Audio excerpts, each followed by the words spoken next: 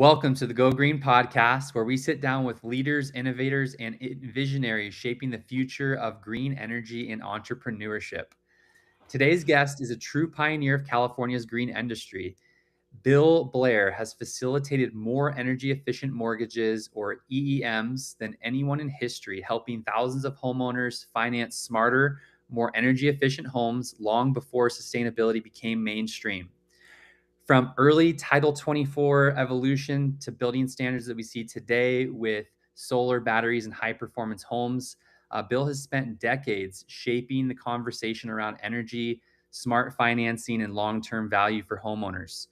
So, really excited today to get into his wisdom, his vision, not only the history of the industry, but really even some of where things are going. So, whether you're in real estate, solar, finance, or simply just passionate about the future of housing and energy, you're really going to enjoy this one. Please welcome Bill Blair. Thank you so much for being on our show, Bill. Great to be here, Jonathan. Awesome. Well, let's just jump right in. We were talking a little bit before we started recording, and just take us back. What got you into the green energy space? What got me into the green energy space? I grew up in the building industry, specifically in lumber and building materials. And as a late teenager, early 20s, going to college, I studied construction. I studied architecture, cabinetry, yada yada yada, all that stuff related to building. And in doing so, I heard that there were things going on that we weren't normally doing. I was primarily involved from a employment standpoint in production housing. And production housing is build it as quick as you can. At one point in time, I was involved in building 5 houses a day, start to finish. Wow. And for a couple years, I mean, just incredible. Slam them up, just as quick as you could go. Five a I day? think that they referred to that as, what was it called? Planned obsolescence. They Got it. are old and deteriorating now. So by the time I got out of college and started working full time, I wanted my own home and had several unsuccessful purchase um, adventures with existing properties. So I decided to build a house since that was where the business I was in. I built my first house in 1975, and energy efficiency was really not in the conversation. But right about late 1975, double pane windows were being mentioned, and I was intrigued with double pane windows. So I looked into them. Um, I met an architect who I retained. I think I built a 2,600 square foot, quite custom home. My architecture bill was $465. That's And I amazing. think my building permit was under 500. Um, Today, you would be into that for the same thing, pushing $100,000. But Jeez. back then, uh, before everything took off, we were interested in not spending money. I was interested in, um, let's say, gimmicky things, and double pane windows were a little bit gimmicky. I traveled up and down the coast of California with my camera, taking photographs of the California missions because I knew that they were, albeit 300 plus years old, they were very energy efficient for their time. More energy efficient than the houses I was building 5 a day of, by the way. Right. Thick walls, big overhangs, stuff that we take for granted now. So my architect and I designed a home that was a California mission style, and I put in double pane windows. I put in split HVAC systems with zone boards, um, double the insulation that the code required. And I'd like to note here, 1975, for people that just think Title 24 and the California Energy Commission have been around since George Washington. That all came to pass in 1983. So I was not only selling double pane windows, I was installing them in my own home 8 years before it was even a requirement. It's Made a amazing. huge difference. Um, I lived in that house almost 5 years. And back then, you got your bill in the mail with a stamp on it, and you paid your bill with a check and an envelope with a stamp on it. It wasn't all electronic like we do today. And just serendipitously, I kept my PG&E receipts, or my bills, I should say, in a little folder. I had no plans for it. I just did it. I think I was just, ADD maybe, and kept those receipts. Well, when I went to sell the house almost 5 years later, energy efficiency it was entering the lexicon, put it that way. And I took my energy bills from PG&E, and on the refrigerator, I taped them year by year by year, overlapping, so they were like a Cardex that you could refer to for the almost 5 years that I was there. And they showed that my house was obviously energy efficient. Actually, it was ridiculously cheap. People didn't believe it. I sold the house, and a year or so later, I was talking to the people that had bought the house, and they said that they mostly were impressed by the house, but that they were just flabbergasted at how cheap it was to That's amazing. run the house. Do you remember what a monthly electric bill was back Yeah, I then? do. I was just going to say, my house was 2,600 square feet, and the half of that was one huge room with a big glulam, exposed beams, mission style. And for that, I think my bills were in the $36 a month range, gas and electricity. Gas and Yeah, electricity. Wow, that's incredible. yeah. I sold it actually. I'll put in a little political plug here. I sold the house because the property taxes started to exceed the mortgage. And that Wow, was right about the time that Jarvis Gann and Prop 13 were going through. Um, I sold it for other reasons, but at that point in time, my taxes were more than my utility bill wow. on the property. That's incredible.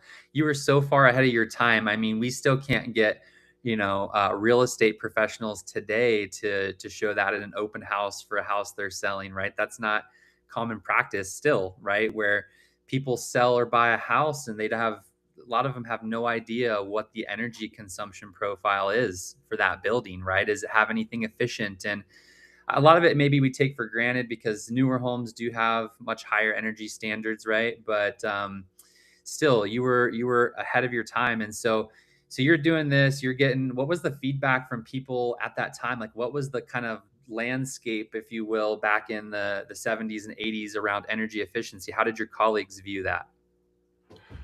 I'd be honest with you, I was scoffed at. I was told I was crazy. Everything was price per foot, price per foot, price per foot, location, location, location. I had a nice location. I built it myself, so my price per foot was good. But there was no way as a lumber supplier to. At one point, I think I had over five of the biggest builders in the United States were my customers, were my company's customers, and I tried to promote energy efficiency and sell them, upsell to Right, them. And I was shown the door every single time. I wow, remember one major builder who ranked consistently for decades as one of the number one builders in the United States. I told him I was an Anderson window dealer at the time. This was into the late 70s. I was supplying all of his developments locally. And I said, why don't we put double pane windows in one of your models, just one of them? I won't charge you for them. You don't have to pay for them. We will have a contract that says when you sell the model, you will pay me for the cost of the windows based on the price today, no interest carry. I don't care if you sell it in a year or 10 years, you'll just pay me for what they cost today. And I used the word before, he scoffed at me and he says, no. And I said, but that's a custom house. And he says, you know what a custom house is? And I said, no. He says, it's a ceiling fan in the master bedroom. wow. That's a That custom. was the that was the pervading uh, attitude at the time. Wow, incredible. I mean, as they say, right? Pioneers take arrows, right? And so you've definitely taken your fair share of arrows in the back for leading the way and leading the charge. And so, kind of walk me through maybe some of those later years. I know, you're talking about the mid '70s into the late '70s, even early '80s. Kind of how did you have to make your own way? Like, were you having to, come up with marketing strategies? Like, how were you getting these ideas across? Like, what was working or what started to work? Pretty much the market carried it. In 1983, when double pane windows were mandated, and I was already a long established double pane window dealer, one of the only in Central California at the time. The same developer, by the way, that I tried to cut a deal with that I mentioned earlier, he paid for 100 plus permits in 1982 for houses to be built in 1983, so he wouldn't have to comply with the 82 mandate. Excuse me, the 83 mandate. Mm. That was how hard of the sell it was. So I we survived. I mean, we were a large growing concern, and we sold a lot of lumber. I got innovative with many other products, not necessarily energy related, but many other products. And then all the way to 1986, after several uh, market crashes through the 80s, through the late 70s and the early 90s, um, I opened up my own operation. The lumber business closed down, and I opened up an operation of doors and windows. And I was a Anderson window showroom. I also had other brands, but all double pane. At that time, I was an Anderson window showroom. And frankly, you mentioned taking arrows. I hadn't thought about it that way. I still got some pains in my back, though. Um, I lost a lot of business because I tried to promote quality, and I Mm. was in a blow and go market. So by 1996, the And writing was on the wall. real quick, for those who don't know, can you explain to the audience what does a blow and go mean? Blow and go means you brag about how cheap you built it and how fast you built it, There and you go. you do I was not thinking, even address quality. there you go. Yep. That's a blow and go. All right.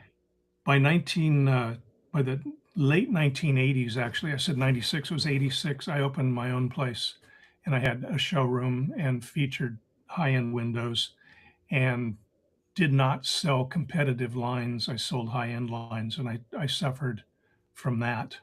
So by the mid 90s, I was shutting my business down, and I was actually approached by a consultant from Pacific Gas and Electric Company who he had been approached by a consultant that had a new idea, and they wanted me to attend a meeting and show me the. At that time, we didn't have computers and laptops and iPads. This was one of those paper flip chart Mm. things, presentations about a program called the Energy Efficient Mortgage. Mm. And this was And in '86, this was, no, this was 95.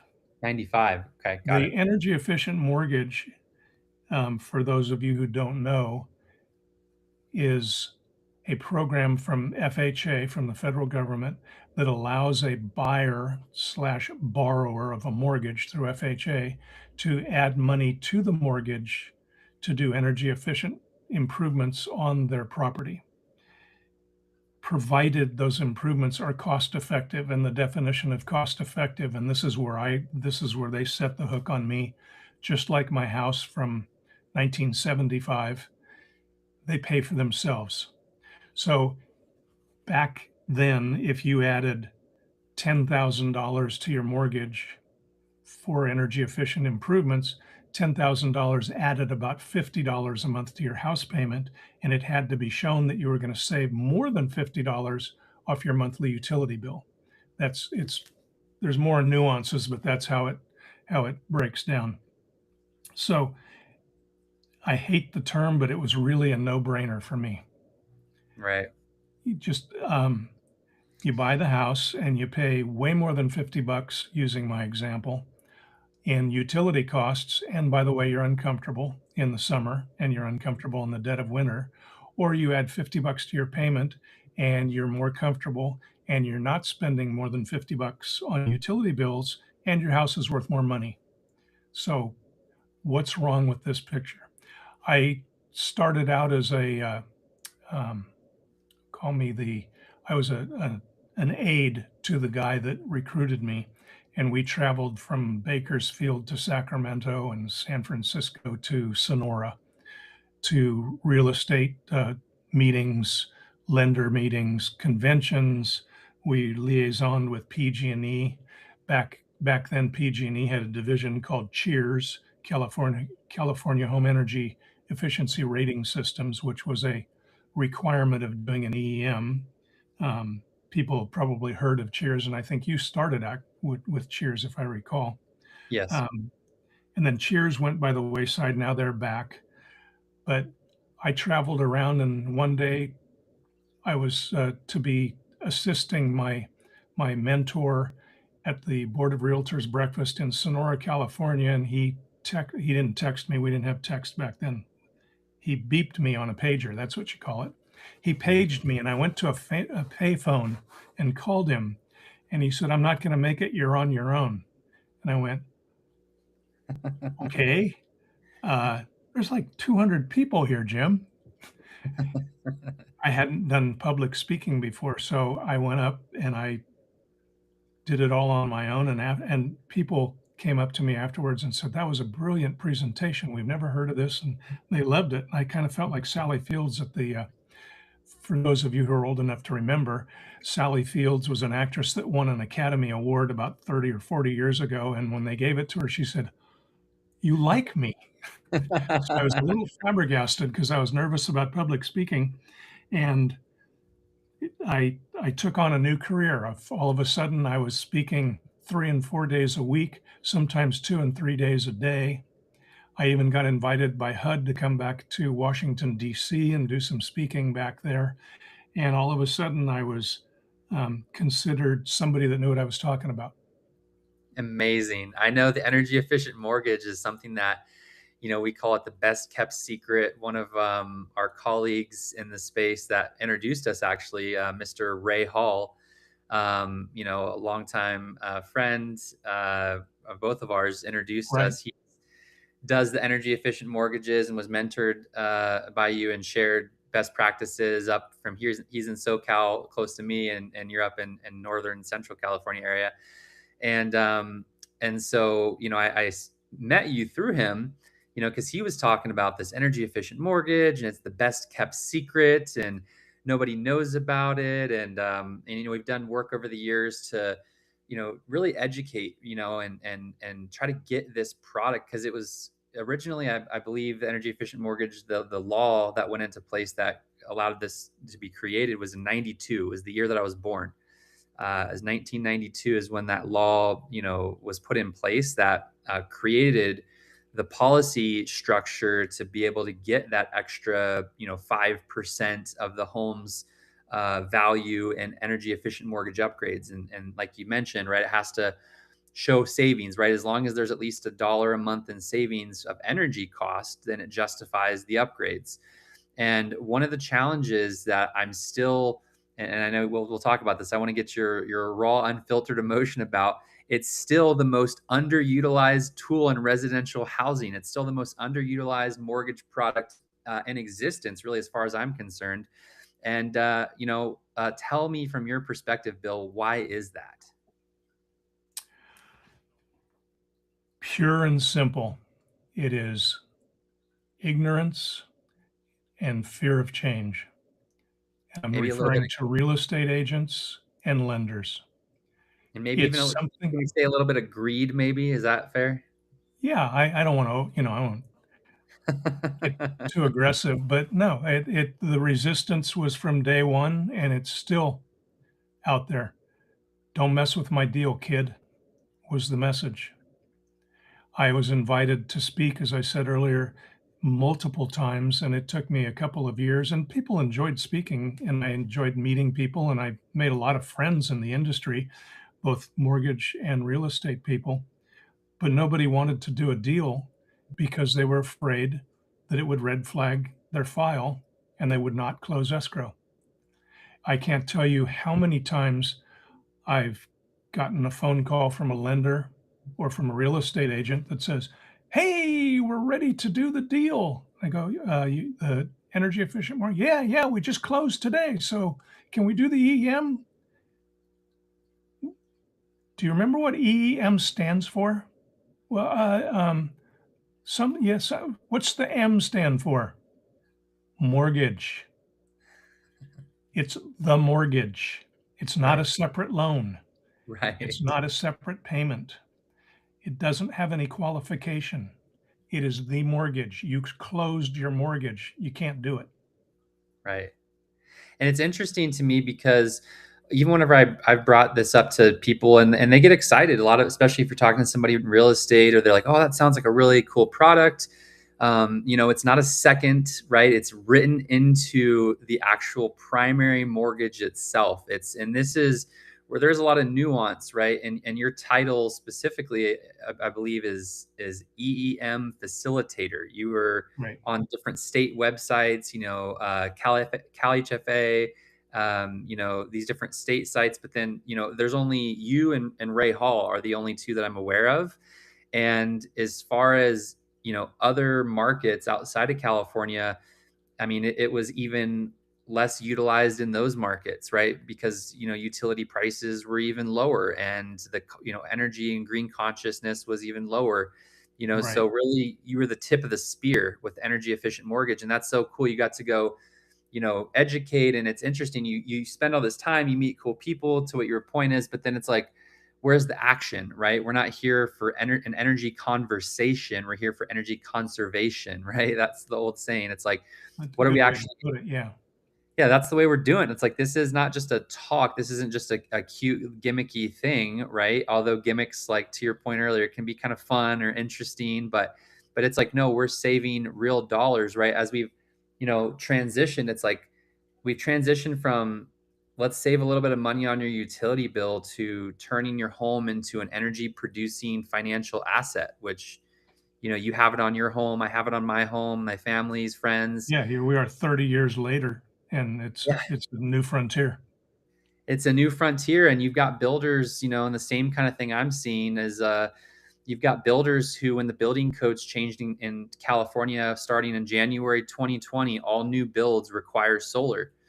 The same kinds of things. Top builders were locking in permits and final building applications in 2019 because they were more worried about the cost increasing on their builds, right? And the economic impact of that, not the consumer end result and the actual positive, value that has been added. So all that being said, the value proposition of green energy, especially in California, has changed a lot.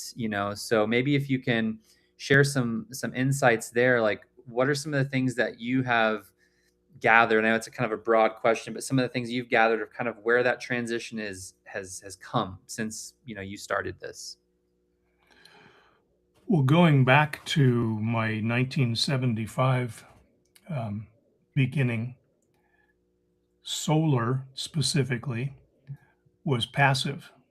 I was involved in some water heaters. I can't remember the name. They used to have a water heater that we used to call the steel coffin that was on the roof, and it looked like a steel coffin or a Thule rack on top of a Subaru type Hmm, thing. interesting. It was a solar collector, and it passively heated the water and was very effective. They were all over the place in the early 80s because there was a tax credit that exceeded the cost of the installation. Hmm. So it started out really, really heavily tax credit driven, the energy efficiency Sounds stuff in sounds solar. familiar. Yeah. And then we did pool heaters. You see them still today with the black PVC pipe on the roof that cycles through the pool pump. And those are effective too. Um, Not putting them down, but that was passive solar. I worked on a couple of cabins up in Kirkwood Meadows back in the mid 80s that had thrombo walls where you had a two-story wall facing south that was all glass and a block wall and a 6 foot dead space that uh, absorbed the heat and radiated it into the house, even in the depths of summer.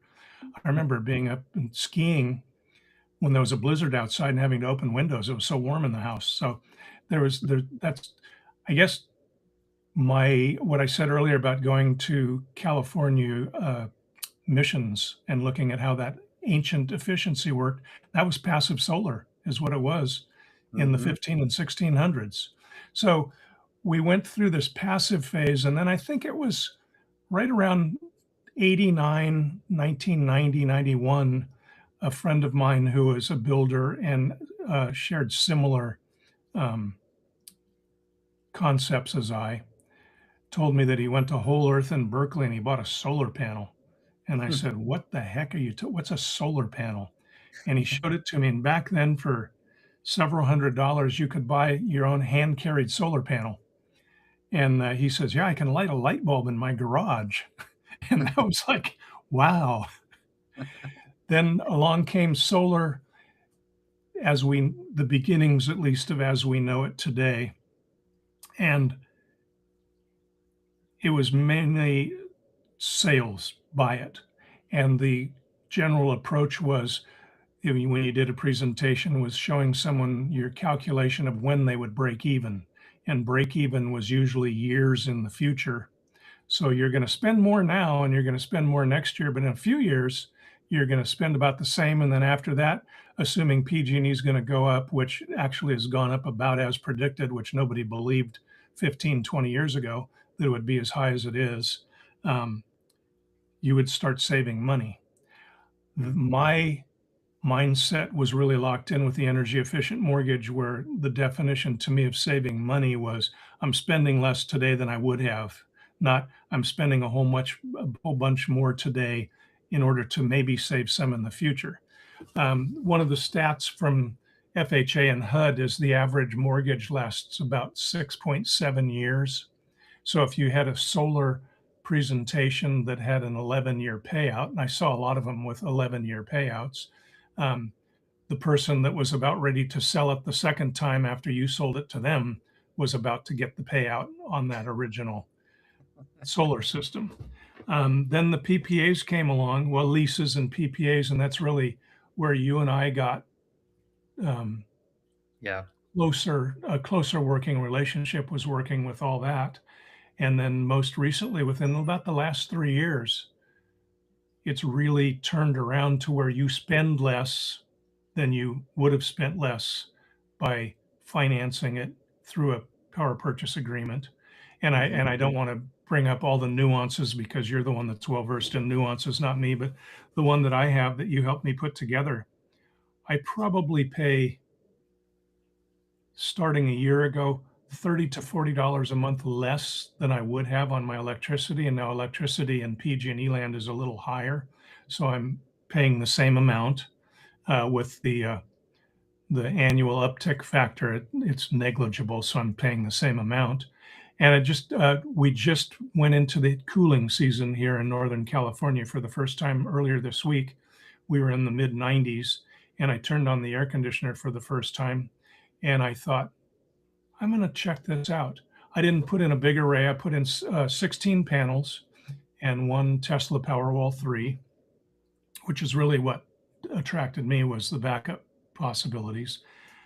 I turned on my air conditioner and I went to my Tesla app on my phone, and I was producing more power than I was using with my air conditioner. So I was fueling my air conditioner 100% and putting electricity back into my battery for that night. And to me, that's energy efficiency. I love that. Yeah, that's really it's interesting that you kinda going back to the energy efficient mortgage because a lot of these banks, and lending institutions, even on the power purchase agreement, leases, even a lot of the newer, products that we are seeing today, a lot of them have savings requirements built in, and that's one of the things that makes, um, financing in the green energy space unique is most products require a savings, right? So you're showing somebody a situation in pretty much every case where they're going to be paying less than what they were paying previously. So it's only a net benefit. Now, are there people who have taken advantage of homeowners' lack of knowledge because it's a newer product, or turned it into a scam type situation? Unfortunately, yes. And I always tell homeowners and people I train, I say, hey, if you're going to make a 25-year commitment or a big decision with a lot of these agreements that are long term with some kid that they shipped in from Utah to knock on your door for the summer, that's just not a wise move, right? It's not. No, Yeah. it's not. Even if you don't stay in the industry, just if you stay local.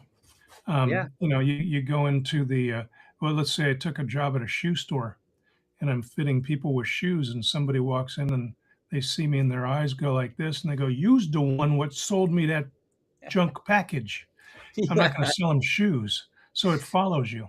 It follows you. Yeah. Oh, Like, you and I have used the word a million times, but the biggest word here is integrity. it is. Yeah. And it's interesting. I'm seeing a lot from my vantage point. Still coming up in my career. This is my 13th year in the industry, and I feel like I'm just getting going. And I've learned from people like yourself, and just some of the stories and wisdom, and just the humor that you bring and the levity that you bring to some of these crazy where you're just dealing with the public in general. You're always going to deal with a certain level of that, but just the trying to explain. It's like the uphill battle of trying to explain. It's like educate customers, give them the right information, but really it's like trying to get them away from all of the negative misconceptions, like the misunderstandings, people's lack of, it's not just educating them on the correct thing, it's actually, like correcting their misbelief and it's like, not to get political here, but even I always say at the top levels of our current administration here in 2026, just not a deep understanding. And they call it, the green new scam,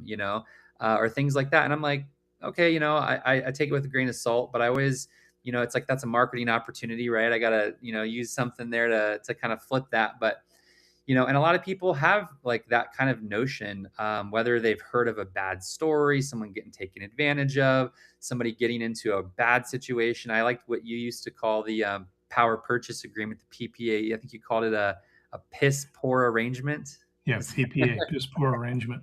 Yeah, and it's fair. However, I am willing to say that I was wrong. Maybe not at the time, but it evolved and I evolved with it. And it is not a piss poor arrangement. It's actually a very, um, it's a vehicle where all sides win. There have been programs that you know of that, and I think that one of the reasons that maybe a lot of people in the media anyway call it would you call it the green new scam? Green new scam, they call Yeah. it. Yeah. Um, Several administrations ago, they put out, I don't know how much, but more money than I can conceive into energy efficient upgrades. And they had some acronyms, national acronyms and state acronyms. And I don't want to get into specific names. It wouldn't serve us any good here because it's negative. Contractors took significant advantage of people because they were offering them basically free money or what appeared to be free money and didn't explain because the contractors frankly didn't really care. They wanted to make a deal, make a sale, get a commission, move on. People were stuck in many cases with significantly overpriced improvement projects. The aspect that was not necessarily the bad part. The residential, let's call it module of that national program, was, in my opinion, a smokescreen for the commercial aspect of that program because I was involved in an inside level with the commercial financing of projects, and we're talking in the 30, 40, $50 million range where it was prevailing wage. The guy that was administering the fund was getting a line item kickback. By that I mean it was disclosed, but people were making a lot of money. Mhm. It was a way to pay your cronies, and that Mhm. became a scam. So it was a green new scam. And the Yep. people that were promoting the Green New Deal were part of that. So the possible knee jerk reaction anyway, Mhm. is to say it's a scam. It was a scam. And look at the news today. Look what we're hearing about different states. I don't need to mention them, they're all over the news about how programs not necessarily related to energy are being exposed because the federal government is such a big Titanic of an operation that it just keeps on going and doesn't notice that a thousand passengers fell overboard behind Yeah, them. yeah, So you see that with it is a scam, and it's a shame because it's like so many things that are good, in good intentions, but the shysters come in. Frankly, the politicians come in. Everybody's pockets get lined. Then somebody blows a whistle. Then it gets exposed, and the entire notion and all of us related to it look like we're scammers when we're not. I've that's talked important. people out of EEMs. I've Mm, talked people out of purchase agreements on solar. I've said I had an 86-year-old lady that wanted to buy solar, and her lender called me. He was getting her a reverse mortgage, and I looked at it, and the payout it was a $50,000 array, and the payout was 11.6 years. And I went through it with her, and I said, "Ma'am, I don't mean to be rude. How old are you?" And she says, "Well, I'm 86." And I said, "Where are you going to be in 11.6 years? Just write your utility company a check for $10,000 and don't worry about paying them every month because that's all you're doing." So the scammers gave us all somewhat of not a black eye. Well, we'll call it a green eye. okay. That's totally fair, and, like right now, I'm very plugged into what's happening on the residential side, in terms of all the different finance providers, their compliance requirements. They're really scrutinizing, which is good. I mean, they're scrutinizing deals more than ever.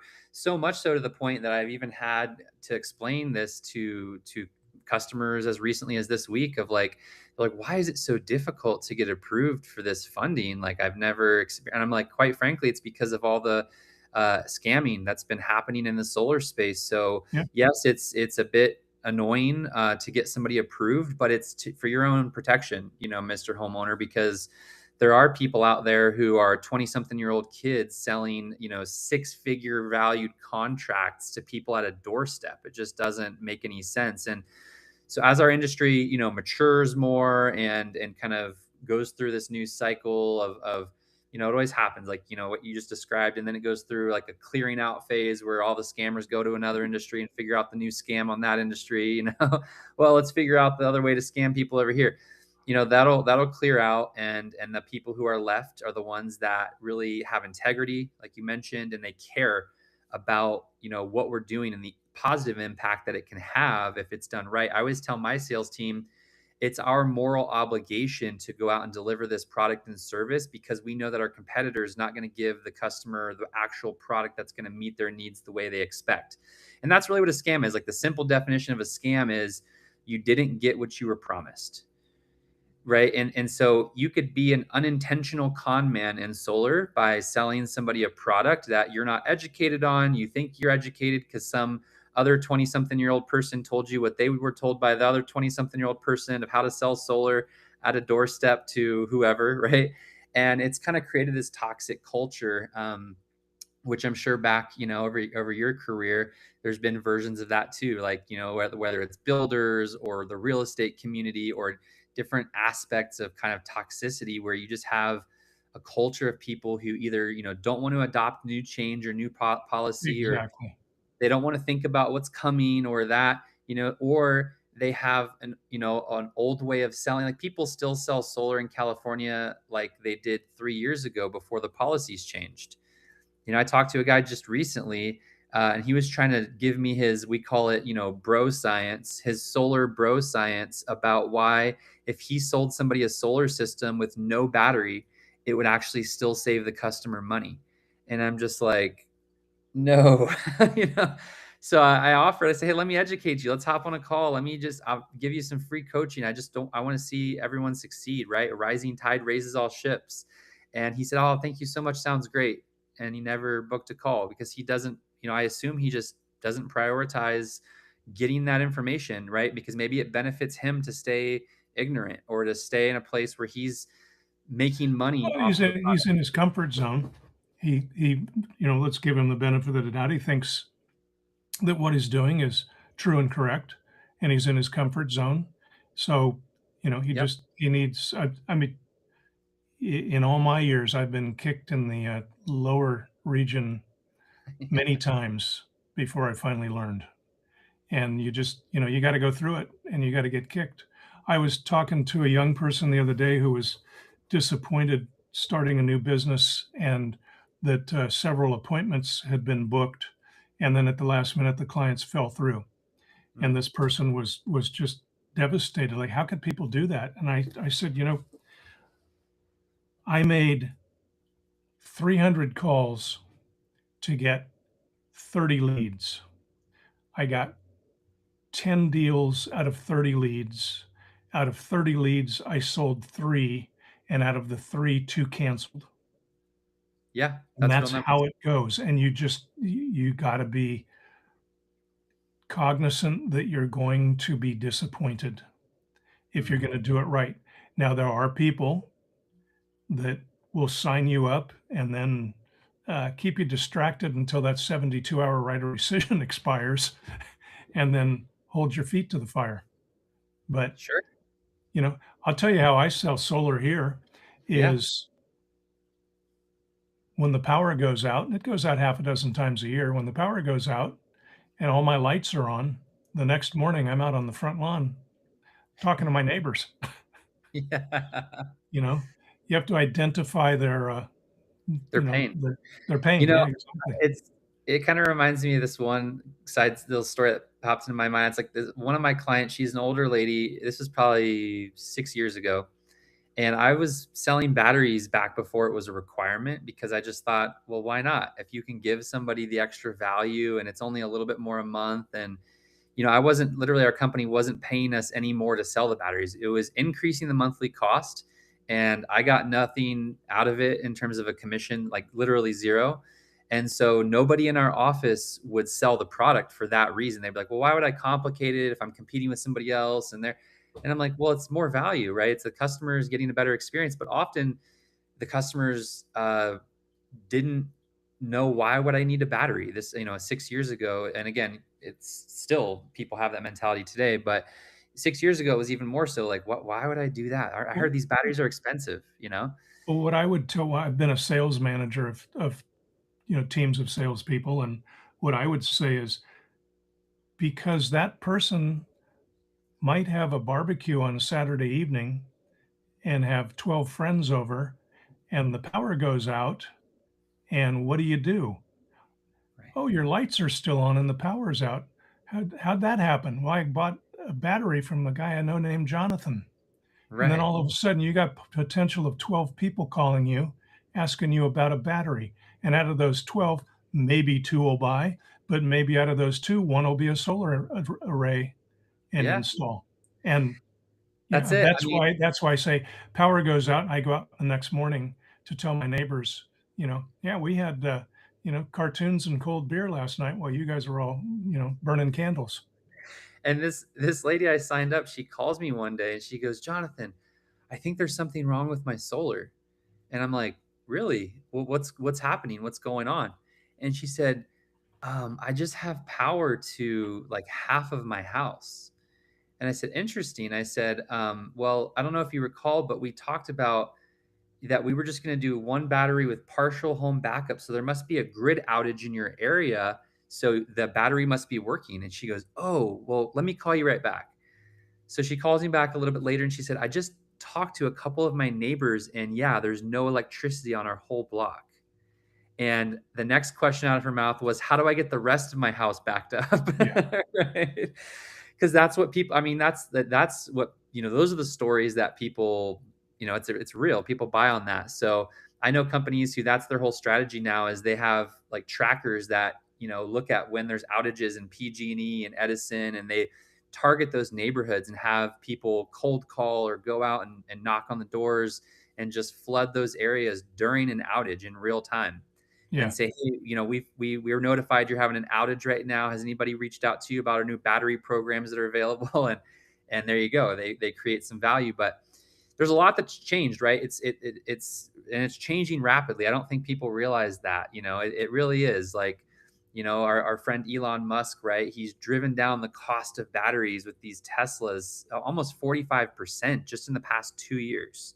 I mean, Wow. 45% cost decrease in 2 years is incredible on any product.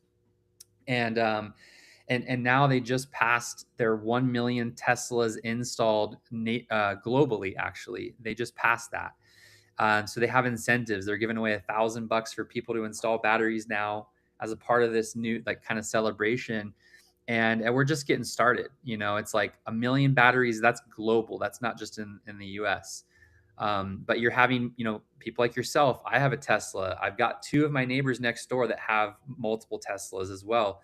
So we have people in my immediate proximity here that have it on their house and are getting the benefits, but there's still less than 1% of people in the United States that have these batteries, right? And there's misinformation and there's uncertainty and who do I trust and who do I go to? And I know you've had to build trust around pioneering products, right? The energy efficient mortgage, you had to create that from nothing, right? You had to go out, educate, and do that. Like maybe share a couple like nuggets, like wisdom, like what does it take to go out and educate people? Like, you kind of said you were on the car, on the road, you're in front of people, you're making introductions. I'm sure that turns into other introductions. Like, what kind of skills did you have to develop for that? Tying into one of the things you mentioned earlier, you have to know what you're talking about because people can smell a, a bullshitter Hmm. every time, I think. So you got to know your product. You can't be, oh no, it'll help without a battery. That's ignorance. You can't be like that. I worked for a big contracting company here. Probably one of the only times I've ever really had a job that I was, on the clock. I worked for about 14 months back when that Upgrade California, was it called California Energy Energy Upgrade upgrade. California, Yeah. doing marketing for them and direct sales as well. I left the company, and about 8, 10 months later, the manager of the company called me one day, and their sales were way down. I knew they were down because, for one thing, Energy Upgrade California ran out of money, and they were selling money. They were selling financing. They weren't selling efficiency. She said, Bill, what's your secret sauce? I'm on the phone. I'm going, secret sauce? What are you talking about? What's your secrets? What's the secret? And I go, oh, well, here's the bottom line for everybody. You show up, you do all the meetings, you go to all the bowling tournaments, you go to all the golf tournaments, you give money at Christmas time to Salvation Army every year, you attend all of the marketing meetings on Wednesday morning, you just become part of the community. And after about 20 years, when you know everybody and they know you and you all love each other, somebody's going to ask you a question. And that's going to be, so what do you do? And that's sounds funny, but that's really how it goes. That's a legendary answer. It's so true. And the other thing is, whether you're speaking before a group of 200 realtors at a realtor convention or a sales group at Century 21 with 40 realtors, or a kitchen table with home buyers and their parents, maybe their grandparents, which I've done a million times, it seems like. I see this all the time, and I see it in people that I've worked with, and I've seen it in people that I've worked as competitor against. You got to read your audience. If you can't read your audience, you're lost. And that's kind of a common sense that cannot be taught. It's a pay attention and read your audience. The guy that was my mentor who left me standing at the aisle up at Sonora one morning to do it myself, the presentation. He didn't, I learned from him. I'd say to myself every time, he doesn't get it. People are walking out and he's just got a rehearsed presentation and he doesn't understand that nobody's listening. You have to read the audience and play with the audience. It's like a good stand-up comedian. Mm. You see a good comedian, they have fun with the audience. They, you know, talk about Don Rickles compared to, and I don't know anybody else. It's not that I follow comedians that much, but you've seen a comedian that has a bunch of good jokes and a shtick, and they get up and say it, and people politely clap and laugh a little bit, and thank you very much, and that's it. But they don't engage the audience. You have to engage your audience. It's not about solar panels. It's not about energy efficient mortgages. It's not about that. It's about engaging the audience, knowing your audience, reading your audience. One thing I would do for anybody that might be doing presentations, and I know you have in the past with Ray Hall, if you're going to I used the example earlier, Century 21 sales meeting, say you're invited to speak to one. I go to my title company contact and I say, here's a list of all the people that work there. Can you give me the specs or the stats, I should say, on who's the biggest hitter in that Mm. office and who's not the biggest hitter? And I know their numbers before I get there. And I'll tell you what, the guy in the back that shoots his mouth off the most in a negative way did 2 deals last year. And the gal in the front row that's really engaged and asking a lot of questions, she did 36 deals last year. But I did my recon in advance, and that's another way of reading your audience. And I think that's really the best. You got to show up Mm. and do everything that's asked of you, and show up and do everything that's asked of you year after year after year. And one day somebody's going to say, now, who are you? Yes, I love it. That's such a good answer. I often say that to my teams as well. It's like they're like, "Well, where did you get those deals from?" They see me consistently for years putting up deals every month, every week, deal, deal, deal. And I always get asked that all the time. Where did that deal come from? Where did that deal come from? Where are you getting the most of your deals? And I'm like, everywhere.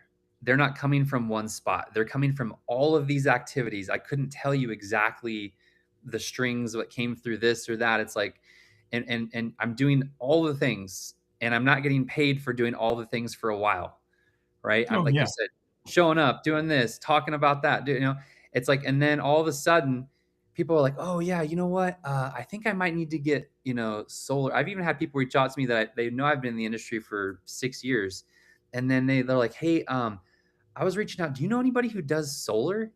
And I'm like, "What?" Just I, like, I can't tell you how many times I heard that about EEMs. Are you still doing those MMMs? it's like, And I think, how many times have we talked and you never paid attention? That's paying attention to your audience, is knowing who's not paying attention.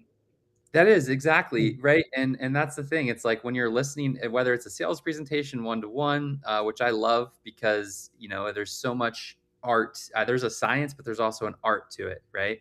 There's all the subtleties, right? Once you kind of master the basic fundamentals, then there's all the subtleties that you get to play in, of the body language, the cues, the all the little signals, and that's why I love. I train and teach, but that's the key, like you said. It's like, how do you be successful in any market? Right? Do all the Yeah. things.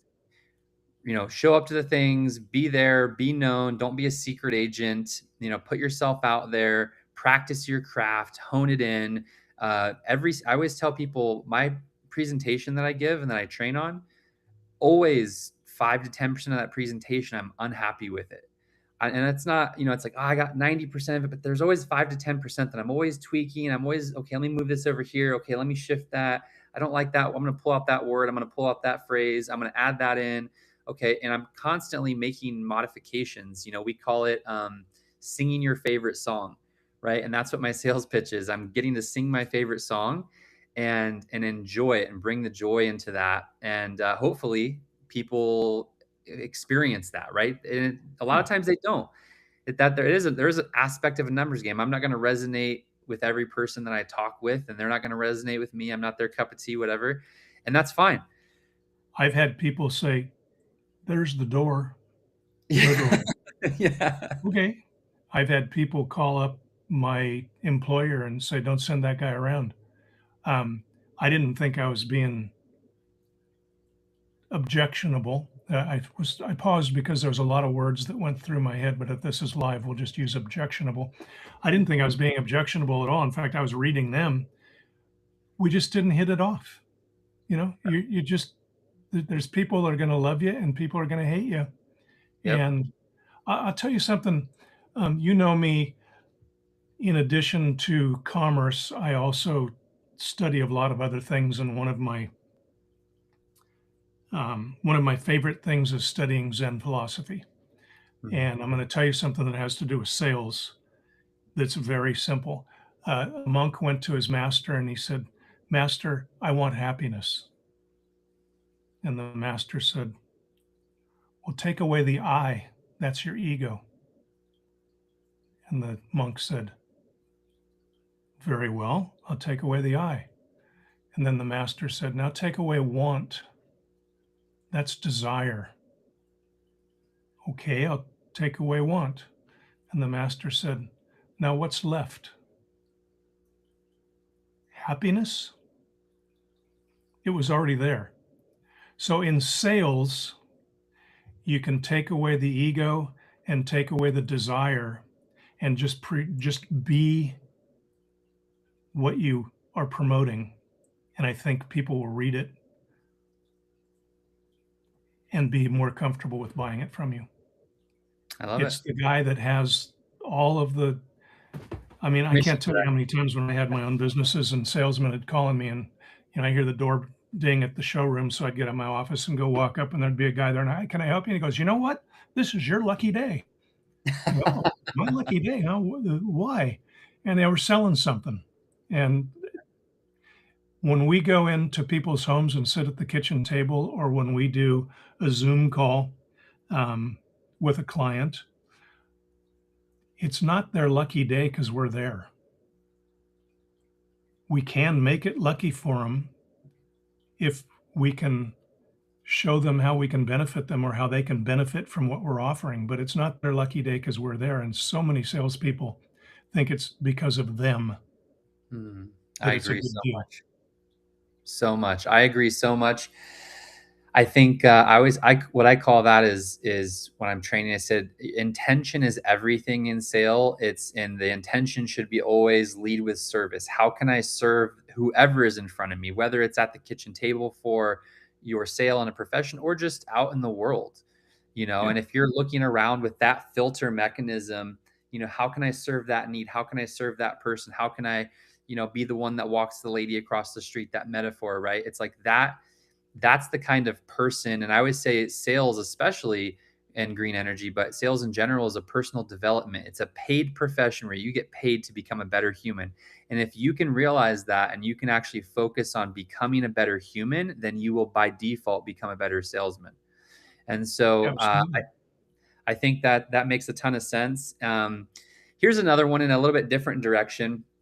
So, if you could wave a magic wand and change something about the current residential energy policy, if you could kind of rewrite the policy from scratch, what would you change, if anything? That's a pretty broad um, topic because, the energy landscape in California is dictated by the California Energy Commission, and that is run by political agenda, not common sense, or it's run by people who don't leave their cubicles in their offices. They don't know what's really going on the street. I've seen it since 1983 when they first came on the scene. Um, the energy efficient mortgage is basically dead because the California Energy Commission mandated that the HERS compliance, and we don't need to get into all the technicalities, but they they tweaked it so much that it doesn't work. Um, so what I would, and I've said this at the California Energy Commission in meetings at conference tables when somebody has asked me, what would you recommend we do to make energy efficiency more achievable? And my direct answer is get out of the way, Mm, plain and simple. There's too many people, too many regulations, too much stuff. If it's a good deal, it benefits the homeowner that buys your service. And if it's a good deal, you get a commission off selling them that service, and that's a win-win for both of you. Plain and simple. There's too many regulations. There's too much stuff. And what regulations cause, as you and I are demonstrating right here, is opinions. And there's opinions that go this direction, and there's opinions that go that direction. And somebody goes to the barbecue on Saturday night when the power goes out, but the guy has a battery, so they have time to talk about opinions. And half of them have an opinion in one direction, and half of them have an opinion in another direction. And then some guy calls them on the phone and wants to sell them solar, and they've already got an opinion about it yep. because they're talking about what they heard on the news. In my case, and when you and I first met, I was big on EEMs and I was really, really down on solar because, in my opinion, it was not cost effective. My mantra was cost effective. If it pays for itself, it's worth doing. If it doesn't pay for itself in day one, it's not worth doing. And to your credit, you took a decade to Took convince a me while. Yeah. that and changes in the marketplace and changes in product and changes in technology changed my mind. And one day I went, wow, this makes sense. Right. So I don't know that and I'm not trying to dance around your question, but really from day one, my biggest, um, what I think is the biggest deterrent to energy efficiency is too many people that have nothing to do with it telling everybody that do have what to do with it to what to do. I like that. I mean, it's pretty straightforward. It makes sense. I have this dream of energy efficient mortgage being revamped. I don't know if that's a possibility. I mean, it has to be. I'm thinking about it, but I mean, it's like, the question is like, well, how and what and all the details, and it's like, the way I see it, the barrier to entry for people to adopt what we would call energy freedom, where they're producing their own power, storing their own power, being off grid, essentially. And a lot of people want to be off grid across the political spectrum. It's just almost like a human impulse to want that freedom and want to, and energy is freedom, right? To be able to produce your own power, store your own power, control that whole ecosystem. And historically, everyone's, I always say, how energy gets to your home and how your light turns on. It's like explaining the cloud, or it's like, unicorns and fairy dust. It's mystical, it's magical. People have no idea about that, right? How all that works and what goes into Yeah, it. the grid. The grid, right? The cloud, the grid. Yeah. It's like it's and people just pay their utilities in, and the utility companies often. I have a whole story I'm going to be launching pretty soon about how the utility companies actually use uh, social listening devices to listen to our conversations. Just like if you say, hey, I want to buy a Toyota, and now my phone is listening and now it starts promoting Toyotas to me. The PG&E, I have evidence that shows anytime you use solar and batteries in these keywords, they actually use marketing dollars that they have to push negative solar and battery stories to the top of your social media feeds. So it's an anti-sale.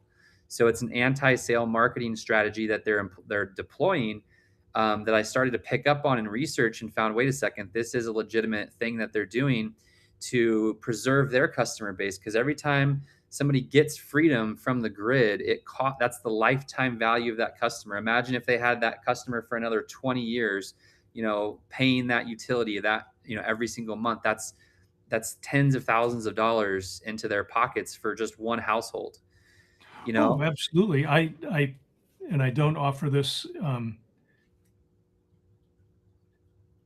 I'm in favor of PG&E. I like the power companies. I don't like paying them. Nobody likes paying them. I've said this, you've probably heard me in presentations for the last 25 years that I've been doing it.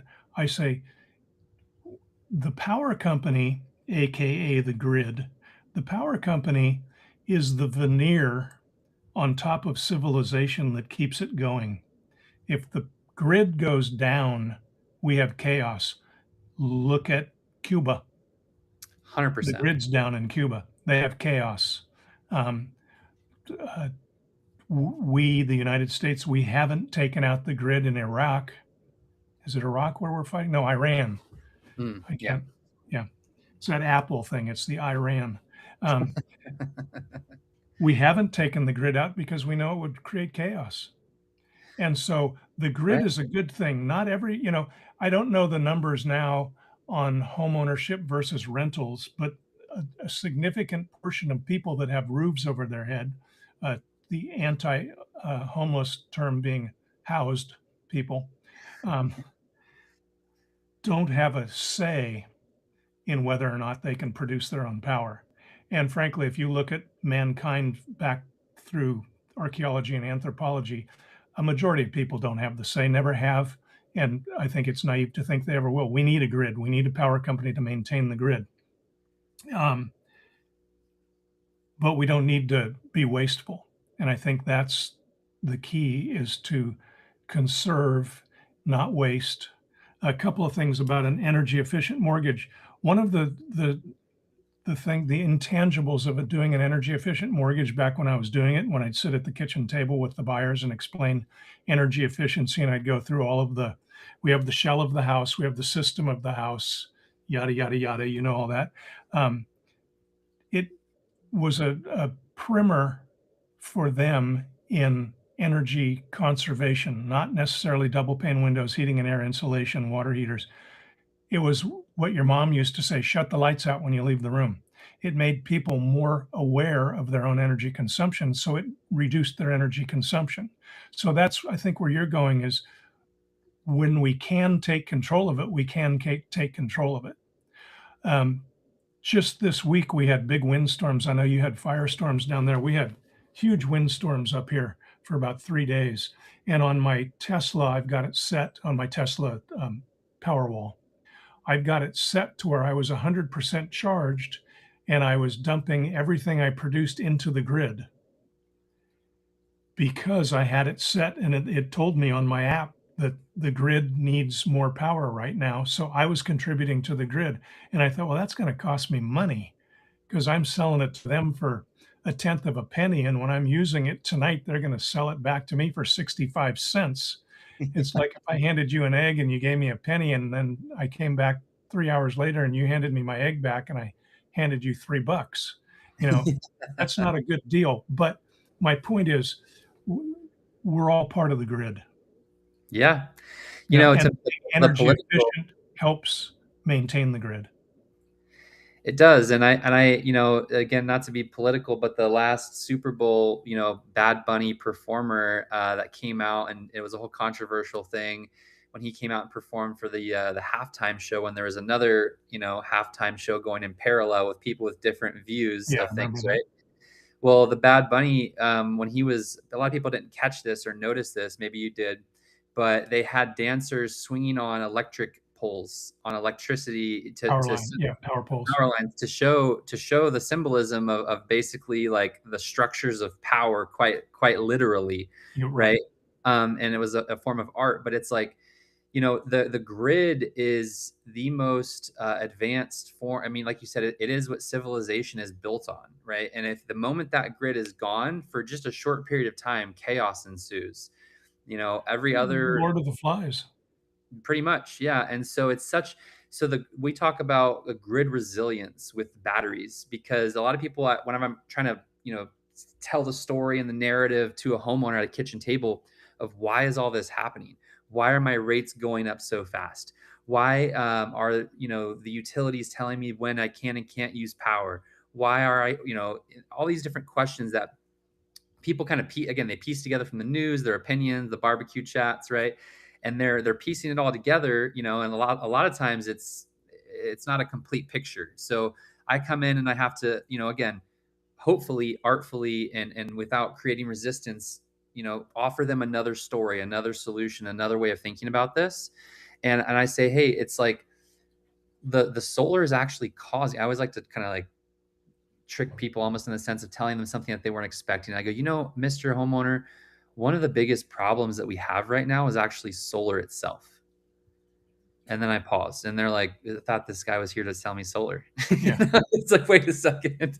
Is this about solar or is this? And I'm like, actually, and the reason why is that we actually have times during the year when in California's power grid actually has a surplus of power from all the solar systems. There's Right. about 2 million homes dumping power into the grid. But the problem is we don't all use our power in the middle of the day when the sun is directly above the house, right? And so this is where batteries come into the picture because batteries equal freedom, right? The purpose is to be able to store that power and have enough power to use whenever you want during that 24-hour cycle. That's where freedom is. And so trying to shape that narrative of the more people that switch to solar, the utility companies, it actually puts strain on the power grid. And that's why the utilities pushed back and said, "Hey, we're not going to allow you to just plug in solar to our grid. It's causing more issues than it's helping." And batteries do the opposite. They're literally curing the solution that solar created, which is stable flow of power that you can deploy it on demand, right? Solar you can't deploy on demand. You can only deploy it when the sun is out. Right. Batteries you can deploy at any time during, and you're creating what we call like virtual power plants is the new fun term. And this is basically a decentralized grid structure with a network of batteries, tens of thousands of batteries being built every day into the grid. And these big utility companies say, "Hey, Mr. Homeowner, Mrs. Homeowner, if you allow us to tap into these batteries to provide resilience, we're going to pay you a premium." And I always say they don't do that because they're super generous people and they just like, they're so nice and they want to give you money. No, quite the opposite. It's a for-profit entity, right? So the reason that they're willing to pay you a premium is that it's actually less expensive for them to tap into your battery asset that's already on your home than to ramp up a fossil fuel burning, what they call a ticker plant locally in that area. The amount of cost and expenditure to ramp that plant up for just a little demand during a peak time, it costs them a ton of money. So they're actually saving money when they tap into your battery and they're willing to pay you back at a premium. I think that's going to become the prevailing model nationwide. We're seeing it happen like crazy. And people think that like, the dot-com boom and AI boom and all these things that are coming are big. The underpinning of all of this is the energy boom, because energy it powers the entire thing. And so, just on my front, things I'm excited about is there's actually I might even start selling, believe it or not, Bill, local data centers on people's homes. And there's companies coming out with innovative solutions that are saying, "Hey, if you'll allow us to use this little mini data center on your property, we will pay for solar and batteries for you and get you discount off your power rate and decentralize the data centers." So instead of making a massive data center, we're going to have decentralized data centers. And by the way, because those data centers require energy, we're going to give you an energy producing system of solar and batteries. And by the way, the benefit of you letting us use your house to store this little data center is we're going to get you a locked in power rate. And there's a lot of these new innovative models coming, that I'm excited about, because again, for a lot of people in our country, I always, again, I'm training sales teams. That's like, who is the largest demographic that owns homes in America? Baby boomers still. I was just going to say, yeah, baby boomers. It's still baby boomers. And baby boomers, there's a lot of uniqueness to that, that era and kind of how to approach them for business. But a lot of them doesn't make sense to invest $40,000 into a solar and battery system when they're late in life. Like that's just a bad financial decision. Well, my mother passed away about 10 years ago, and I went to visit her several days before she passed. And I walked in and I said, "How you doing, Ma?" She says, "I'm okay, but I'm not buying any green bananas anymore." Wait, what? I'm not buying any green. Yeah, that's funny. So she's not Well, gonna be and around that's for but you're right. right. The biggest demographic of homeowners ain't buying green bananas anymore. Right, and so no, that's a good I like that's a funny one. It's like, yeah, so you come in with these new products, right? I always say like a power purchase agreement, which that's what I have, that's what you have. There's big companies, we won't name names, that have built multi-billion dollar companies on these power purchase agreement products. And it's becoming more and more prevalent where people can say, hey, I'm not going to go into debt. I'm not going to take out a bunch of money. I'm just going to agree to purchase power at a cheaper discounted price, and I pay nothing out of pocket.